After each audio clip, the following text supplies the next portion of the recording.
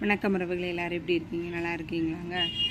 இன்றைக்கி காலையில் எங்கள் வீட்டில் என்ன டிஃபன் அப்படின்னு கேட்டிங்கன்னா, நேற்று இட்லி கடையில் வந்து இட்லி கொஞ்சம் ஒரு 30 இட்லி பக்கம் மிஞ்சிருச்சுங்க. அதனால் இன்றைக்கி காலையில் என்ன பண்ணோம்னா, இட்லியை நல்லா எங்கள் பொண்ணு நல்லா பீஸ் போட்டு சில்லி பவுடர் இருக்கு இல்லைங்களா, சில்லி பவுடர் நல்லா போட்டு இப்போ செஞ்சு கொடுத்துருவான். நான் அதை எண்ணெயில் போட்டு ஒரு அடுப்பில் சாப்பாடு வச்சுட்டு எண்ணெயில் போட்டு பொரித்து எடுத்து கொடுத்துட்டேன். காலையில் எல்லாத்துக்கும் டிஃபன் அதுதான்.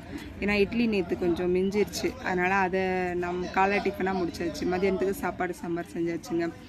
என்ன பண்ணுறது, வாழ்க்கையில் நம்ம எவ்வளவு பிரச்சனைகள் இருந்தாலும் சரிங்க, சாப்பாட்டு விஷயத்தில் மட்டும் சாப்பாட்டை என்றைக்குமே வேஸ்ட் பண்ணக்கூடாதுங்க. ஏன்னா சாப்பாடு கிடைக்காம எத்தனையோ பேர் ஒருவேளை சாப்பாடு இல்லாமல் எவ்வளவு கஷ்டப்படுறாங்க. நம்ம வீட்டில் கொஞ்சம் பழைய சாதம் மிஞ்சிருந்தால் கூட அதை ஒரு வடகம் மாதிரியாவது செஞ்சு போடுங்க. தயவுசெய்து சாப்பாட்டை மட்டும் என்றைக்கும் வீணடிக்காதீங்க.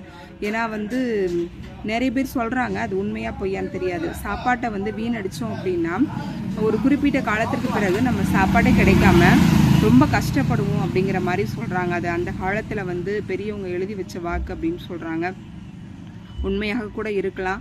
இப்போ நம்ம செய்கிறோம், ஒரு குறிப்பிட்ட அளவுக்கு சாப்பாடு செய்கிறோம், அதுக்கு மேலே சாப்பாடு மிஞ்சி போச்சு அப்படின்னு சொன்னால் அதை நம்ம என்ன பண்ணணும் அப்படிங்கிறத கரெக்டாக செய்யுங்க. ஆடு மாடுகள் வச்சுருக்கிறவங்க அதுங்களுக்கு அந்த மிருக ஜீவன்களுக்கு கொடுக்கலாம். ஆனால் வேஸ்ட்டாக கீழே கொட்டாதீங்க. தயவுசெய்து சாப்பாடை எந்த அளவுக்கு நம்ம சிக்கனமாக பயன்படுத்தணுமோ அந்த அளவுக்கு சிக்கனமாக பயன்படுத்தணுங்க. ஏன்னா சாப்பாடு இல்லாமல் எத்தனையோ பேர் ஒரு நேர சாப்பாடு இல்லாமல் எவ்வளவோ கஷ்டப்படுறாங்க.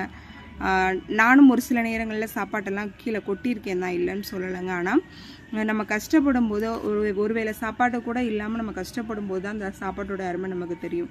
அதனால் நான் புரிஞ்சுக்கிட்டதை உங்களுக்கு நான் எக்ஸ்பிளைன் பண்ணுறேன், அவ்வளோதாங்க. என்றைக்குமே சாப்பாடு மிஞ்சிடுச்சு அப்படின்னா யாராவது ஒருத்தருக்கு பழைய சாப்பாடு கொடுக்க முடியாது நம்ம.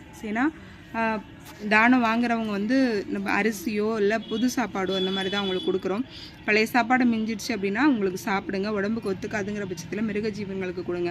வேஸ்ட்டாக கீழே எங்கேயுமே தயவுசெய்து சாப்பாட்டை மட்டும் கொட்டிடாதீங்க. ஏன்னா அன்னத்தை நீங்கள் கீழே கொட்டினீங்க அப்படின்னா அடுத்த நேரம் அன்னத்துக்கு நம்ம இன்னொருத்தவங்க கிட்ட கையேந்திர நிலைமையை கடவுள் நமக்கு கொடுத்துருவார் அப்படின்னு சொல்லுவாங்க. தயவுசெய்து சாப்பாட்டை மட்டும் கீழே கொட்டிடாதீங்க. வீடியோ பிடிச்சிருந்தா லைக் பண்ணுங்கள். நீங்கள் இன்னும் நம்ம சேனலை சப்ஸ்கிரைப் பண்ணலன்னா மறக்காமல் சப்ஸ்கிரைப் பண்ணுங்கள்.